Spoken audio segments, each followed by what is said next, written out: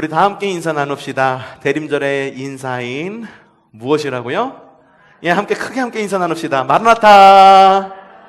예, 마르나타 반갑습니다. 네, 마르나타. 우리 마르나타. 만나는 사람마다 마르나타라고 인사 나누시기를 바랍니다. 마르나타라고 하는 뜻은 주님 오셨습니다. 주님 오시옵소서라고 하는 말입니다. 오늘 읽은 성경 말씀에도 그렇게 적혀 있죠. 계시록 22장 20절. 이것들을 증언하신 이가 이르시되 내가 진실로 속히 오리라 하시거늘 아멘 주 예수여 오시옵소서. 이게 바로 마르나타라고 하는 인사말입니다. 성탄을 앞두고 지키는 이 절기를 우리는 대림절이라고 이야기를 하는데, 이 대림절은 주님의 임재를 기다리는 절기입니다. 우리는 이 대림절을 지키면서 삶의 중요한 부분을 차지하는 기다림의 영성을 배우는 그런 시기를 갖게 됩니다. 사람들은 기다리는 거 별로 좋아하지 않아요. 그래서 뭐든지 빨리빨리 하는 거를 좋아하죠. 그래서 내 순서가 다가오고 있는데 앞에 사람이 좀 뭔가 머뭇머뭇거리거나 뭔가 조금 서툴면은 갑자기 안에서 뭔가 끌어올리면서 아이 좀 빨리 좀 하지라고 하는 그런 급한 마음으로 이 땅을 살아가고 있지만, 이 대림절의 시기는 뭐냐 하면 느긋한 마음으로 기다림을 훈련받고 기다림의 영성을 가꾸어가는 시기라는 것입니다. 우리는 삶 속에서 많은 기다림의 시간을 갖게 됩니다. 지난 주간 수학능력 시험이 있었어요. 수학능력 시험이 역대 이런 수학능력 시험은 없었다라고 이야기할 정도로 결시율도 굉장히 높았고요. 가장 높은 결시율, 수학능력 시험을 봐야 되는데 보러 오지 않은 학생들이 굉장히 많았는데 사상 최대로 많았다라고 이야기를 하고, 어떤 학생은 방역복을 입고 시험장에 들어가는 이런 모습도 뉴스를 통해 볼 수가 있었습니다. 지난주 수능을 치룬 이 수험생들은 시험 결과를 기다립니다. 그리고 앞으로 이어질 그들의 삶을 기다리고 계획합니다. 약혼한 커플은 무엇을 기다릴까요? 결혼을 기다립니다. 아기를 잉태한 부부는 아기의 탄생을 기다립니다. 그리고 2020년을 아주 훌륭히 잘 살아낸 여러분들은 새로운 2021년을 준비합니다. 기다림은 희망의 시간이고 미래를 계획하는 준비의 시간입니다. 준비를 잘한 사람에게는 희망이 될 것입니다. 그러므로 우리는 주님의 오심도 기다리고 준비할 줄 알고, 그리고 우리 교회의 2021년에 어떤 일이 있을지 역시 잘 준비해야 됩니다. 준비하지 않은 미래는 우리에게 마치 큰 벌처럼 느껴질 수도 있어요. 하지만 준비된 미래는 우리에게 희망이 될 줄로 믿습니다. 여러분에게 그런 준비된 미래가 있기를 바랍니다. 준비된 미래를 계획하라라고 하는 것은 노후 준비하라라는 말은 아닙니다. 적금 많이 해라라고 하는 말이 아닙니다. 준비라고 하는 것은 돈만 많이 준비되었다라고 준비가 다 되어지는 것은 아니에요. 우리의 환경이 준비되어져야 되는 거고요. 그리고 우리의 마음이 준비되어져야 되는 거고, 우리의 계획이 준비되어지고, 그리고 미래에 닥칠 그 일이 갑자기 우리에게 다가온다 할지라도 맞서 능히 이기고, 그리고 능히 이겨낼 수 있는 힘이 준비되었을 때 그것이 바로 준비되었다라고 이야기를 하는 것입니다. 특별히 그리스도인들은요, 대대로부터 기다림의 사람들이었었습니다. 그리스도인 우리는 과거로부터 기다림의 사람들이었습니다. 그리고 지금도 기다리며 살아갑니다. 첫 번째로 오신 주님을 기다립니다. 성탄을 기다리고 있습니다. 자, 성탄은요, 2000년 전 오신 주님을 기념하고 감사하고 기뻐하는 절기가 바로 성탄절입니다. 여러분, 성탄절은 절기입니다. 성탄절은 여러분에게 주어진 할러데이가 아니다라고 하는 거예요. 보통 여러분 요즘엔 방송에서 메리 크리스마스라고도 인사 못한다라고 그럽니다. 왜 그런지 아세요? 메리 크리스마스라는 말이 우리 즐겁게 그리스도를 예배합시다라고 하는 말을 담고 있기 때문이에요. 그래서 형평성에 어긋난다. 다른 종교들이 봤을 때 이건 형평성에 어긋난다. 그러니까 이 날을 홀리데이, 거룩한 홀리데이가 아니라 할러데이, 그냥 명절 아니면 쉬는 날 정도로 지내는 게 좋겠다라고 말해서 메리 크리스마스라고 이야기하지도 못하는 지금의 시대가 되어버리고 말았습니다. 근데 성탄은요, 절기입니다. 주님의 오심을 기다리는 절기입니다. 그래서 4번의 주간을 대림절 혹은 강림절로 지키면서 대림절 4개의 초를 하나씩 하나씩 켜가고 있는 것이죠. 오늘 초가 몇 개 켜졌나요? 네, 2개의 초가 켜져 있습니다. 2개의 초가 켜졌다라고 하는 것은 앞으로 몇 주만 더 가면 성탄절이라는 얘기일까요? 예, 2주. 빼기가 나오니까 조금 헷갈려 하시는구나. 더하기를 해봐야겠네요. 더하기. 지금 대림절 몇 주라는 의미입니까? 하나, 2개 있으니까 1 더하기 1은 귀요미가 아니라 1 더하기 1은 2. 이래가 말하는 1 더하기 1은 창문이래요. 옛날에 제가 했던 그런 유머를 이래가 또 지금 대를 이어서 하고 있더라고요. 그래서 4개의 대림절초를 한 주에 하나씩 차례차례로 켜가면서 주님의 오심을 기다립니다. 그리고 영광스러운 성탄일에 나머지 1개의 초, 이 1개의 초는 색깔이 없습니다. 무슨 색일까요? 흰색. 흰색 초를 키면서 이 초를 그리스도의 초라고 이야기하면서 이 그리스도의 초를 켜면서 주님의 오심을 환영하고 그리고 주님의 오심을 예배하는 절기를 지키게 되는 것이죠. 나머지 초를 모두 다 켠다라고 하는 것, 바로 주님의 초를 켠다라고 하는 것은 이 성탄의 주인이신 주님이 바로 예수님이라고 하는 믿음의 고백을 우리가 하는 것이고요. 그리고 주님이 우리의 빛이다라고 하는 의미를 담고 있습니다. 그렇게 우리는 이 땅에서 주님의 오심을 감사하고 축하하며 예배한다라고 하는 것입니다. 우리는요, 이 초가 하나하나 켜질 때마다 마음에 결단을 해야 돼요. 뭔지 아십니까? 주님께서 이러한 빛으로 오셨으니 우리도 이 땅 가운데에서 무엇으로? 빛으로 살아가겠습니다. 주님, 어두움 가운데에 빛이 되겠습니다라고 그렇게 믿음으로 고백하며 이 절기를 지내야 하는 것입니다. 또한 우리는요, 오신 주님을 기다릴 뿐만 아니라 오실 주님을 기다립니다. 대림절 기간 가운데에 많이 읽는 성경이 바로 이사야서입니다. 근데 이 이사야서가 쓰인 시기를 본다고 한다면, 과연 이 시기에 이 시기를 왜 하필이면 성탄절, 이 절기 대림절 기간 동안에 많이 읽을까라는 생각이 들기도 하죠. 왜냐하면 이사야서가 쓰여진 이 시기는 성전이 무너집니다. 이스라엘 백성들이 가지고 있었던 성전도 무너지고 이스라엘 백성들은 바벨론으로 포로로 잡혀가게 되는 시기였기 때문입니다. 절체절명의 시기가 바로 이사야서가 쓰여진 시기였기 때문이에요. 절체절명 무슨 뜻인가요? 절, 끊어진다. 채, 몸이 끊어지고 절, 다시 끊어진다. 명, 뭔가요? 목숨. 우리의 팔다리가 끊어지고 목숨이 끊어질 만한 그런 아주 깊은 수렁 가운데 있는 환난의 시기를 절체절명의 시기라고 이야기를 하죠. 이사야서가 쓰여진 시기가 바로 그런 시기였기 때문입니다. 하지만 그 당시 절체절명의 시기라고 여겨졌던 그 시기라 할지라도 이방 사람들은 이스라엘 사람들에게서 희망을 끌어가지는 못합니다. 희망을 빼앗아가지는 못합니다. 왜냐하면 주님께서는 그들 가운데에 선지자를 보내주셔서 그 선지자의 입을 통하여서 메시아의 희망을 갖게 하시기 때문입니다.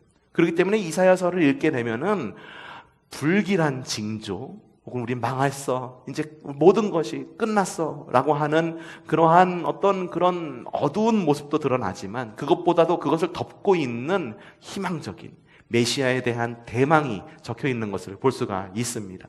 이사야서 64장 1절부터 2절 말씀입니다. 우리 함께 좀 읽어보도록 하겠습니다. 시작.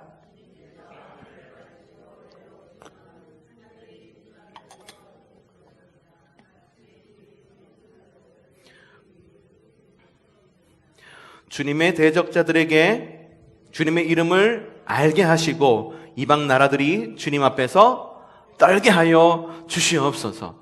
주님께서 하늘을 가르고 내려오시면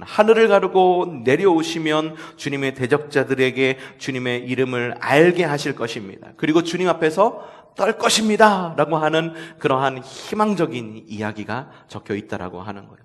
그래서 대림절을 지내면서 성탄절을 기다리면서 부르는 찬양 가운데에 가장 유명한 찬양이 뭐냐 하면 곧 오소서 임마누엘. 곧 오소서 임마누엘. 그쵸? 오구하소서 이스라엘. 그 포로 생활 고달파 메시아 기다립니다.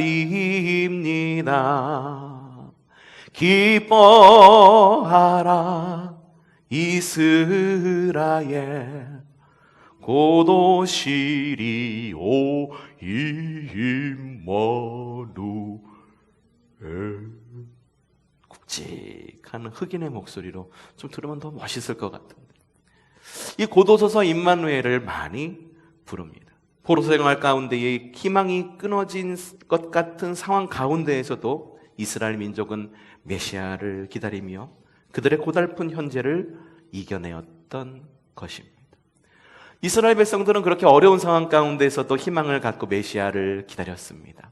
그러면은 예수님이 오신 이후에 우리의 믿음의 선진들은 어떤 삶을 살았을까요? 그 전에 좀 믿음의 선진들이라고 말하면 이스라엘이 좀 나라라고 하는, 민족이라고 하는 것을 이루기 좀 전에 사람들도 한번 좀 보았으면 좋겠는데, 첫 번째 사람이 아브라함입니다. 아브라함 역시 기다림의 사람이었었습니다. 하나님께서 아들을 주시겠다라고 말씀을 하셨는데 이 아들이 언제 생길지 모르는 거예요. 이 신체적 나이를 보니까 자기와 아내 모든 어떤 상황들이 아이를 낳을 상황이 아니었다라고 하는 거죠. 그럼에도 불구하고 이 아브라함은 주님께서 하신 그 약속을 기다리는 기다림의 사람으로, 그 기다림의 끝에는 아주 아름다운 아들을 얻을 수 있었다라고 하는 거죠. 요셉은 어땠습니까? 요셉은 꿈을 통해서 하나님의 비전을 본 이후에 성취까지 14년이나 기다려야 했습니다. 다윗은 어땠습니까? 다윗은요, 아주 젊었을 때 기름 부으심을 받았지만 기름 부음 받은 이후 20년이 지나서야 왕 위에 오를 수밖에 없었습니다. 여러분, 그들은 좌절할 수도 있었습니다. 하지만 희망의 꽃을 피우며 그들의 삶을 살아내었습니다. 오실 주님을 기다리고, 그리고 주님께서 약속하신 그 때를 기다리면서 희망을 잃지 않았다라고 하는 것입니다. 초대교회 성도들은 어떻습니까? 그들 역시 기다림의 사람들이었었습니다. 다시 오실 주님을 기다리는, 다시 오실 주님의 약속을 굳게 믿은 기다림의 공동체였었습니다. 그들의 삶이 우리 삶보다 조금 더 나았기 때문에 열심히 잘 기다렸을 수 있었던 것이었을까요? 아닙니다. 그때의 상황들 여러분 그 누구보다도 더 잘 아시죠? 초대교회 상황이 어땠습니까? 그때는요, 엄청난 박해의 시기였었습니다. 지금이야 교회 못 나가면은 교회 나가지 말아라, 가족이나 친구들이나 혹은 이렇게 박해받기 안 하죠. 하지만 그 당시에는 아주 조직적으로 국가가 기독교를 박해하던 시기였었습니다. 그리고 교회 안에는 여러 문제들이 있었습니다. 그들은 분명히 좌절할 수도 있었을지도 몰라요. 하지만 그럼에도 불구하고 초대교회는 지금까지 좌절한 교회다라고 평가받지 아니하고 오히려 능력의 교회다라고 평가를 받습니다. 왜 그렇게 능력의 교회라고 평가를 받냐 하면 그들은 다시 오실 주님을 기다리는 기다림의 영성의 공동체였기 때문입니다. 다시 오실 주님에 대한 믿음이 있었어요. 그렇기 때문에 그들은 희망을 버리지 않고 그들의 삶을 잘 이어갈 수 있었다라고 하는 거죠. 또한 그들은 스스로 생각하기에 그들이 마지막 교회다라고 생각을 했습니다. 우리는 초대교회를 초대교회라고 말하죠. 첫 교회라고 말하죠. 하지만 그들이 가지고 있었던 교회에 대한 생각은 우리가 마지막 교회야. 그러니까는 마지막 교회라는 정체성을 갖고 이 땅 가운데에서 주님의 이름을 붙들고 열심히 살아야 돼라고 하는 마음을 가지고 있었기 때문입니다. 그렇기 때문에 재물도 없었어요. 좋지 않은 환경 가운데 있었습니다. 그럼에도 불구하고 그들은 믿음 하나만을 가지고 능력의 교회였던 것입니다. 베드로와 요한이 성전 미문으로 들어가려고 할 때 그 안에 지체장애인이 앉아 있었죠. 그를 일으키면서 베드로와 요한이 뭐라고 말했습니까? 내겐 아무것도 없어. 은과 금 아무것도 없는데 내게 있는 건 너에게 줄게. 그게 뭐냐 하면 나사렛 예수 그리스도의 이름으로 일어나 걸어라고 이야기를 합니다. 내게 있는 것 아무것도 없다라고 말하는 것은 정말로 그들의 주머니에 정말 아무것도 없다라는 말이기도 합니다. 하지만 그들이 말한 나는 아무것도 가진 것이 없어 라고 말하는 것은 내가 가진 모든 것을 덮을 수 있는 유일한 한 가지가 있는데 그것이 바로 예수 그리스도야 라고 하는 믿음의 고백이었다라고 하는 거죠. 그렇기 때문에 초대교회는 능력의 교회였던 것입니다. 교회 안에 문제도 많았었어요. 그리고 그 당시 상황이 그들을 내버려 두는 상황이 아니었었어요. 그럼에도 불구하고 능력의 교회였던 것은 그들에게 예수 그리스도라고 하는 그 이름이 그들의 마음 가운데에, 그들의 삶 가운데에 깊이 뿌리내리고 있었기 때문입니다. 지금의 우리는 어떻습니까? 지금의 우리는요, 이전에 누구도 경험하지 못한 위기 가운데에 살아가고 있습니다.